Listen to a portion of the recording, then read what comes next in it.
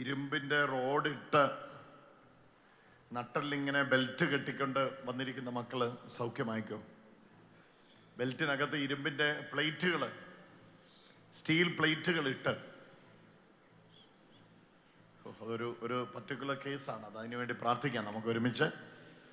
യേശുവേ യേശുവേ യേശുവേ, കരുണയായിരിക്കണമേ, കരുണയായിരിക്കണമേ കർത്താവേ, കരുണയായിരിക്കണമേ കർത്താവേ, യേശുവിന്റെ ആത്മാവേ, യേശുവിന്റെ ആത്മാവേ.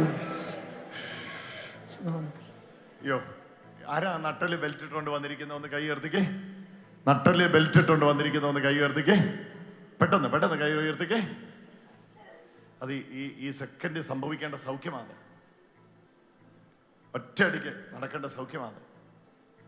വലിയ വിശ്വാസത്തോടെ കൈവച്ചോ, കൈവച്ചോ. നിങ്ങളുടെ ആ കൈ ആ ഉയർത്തിയ കൈ തന്നെ എടുത്ത് ആ നട്ടലിലോട്ട് വെച്ചോ.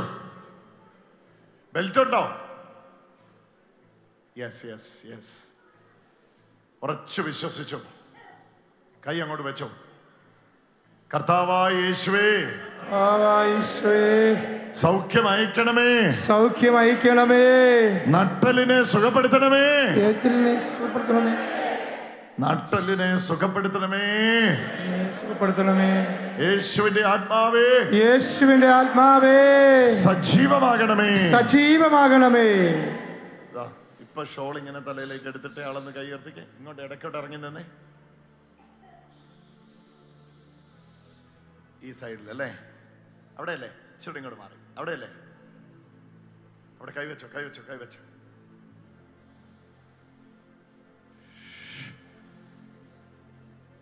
നോക്ക്, ഈശോ അവരെ സ്പർശിക്കുന്ന കണ്ടേ. ഓഫ് കർത്താവേ, നോക്ക് നോക്ക് നോക്ക് നോക്ക്, അഴിയുന്നു. അവര് സൗഖ്യമാകുന്ന, അവിടെ അവര് സൗഖ്യമാകുന്നു.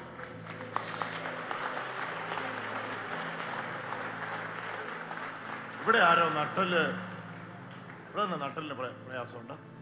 ഇല്ല. ഇവിടെ നട്ടലിന് പ്രയാസമുണ്ടോ? ഉണ്ടോ? ഉണ്ട്. ഇവിടെ ഇവിടെ ആരോ സൗഖ്യമാകുന്നു. എപ്പോഴും വേദനയാ.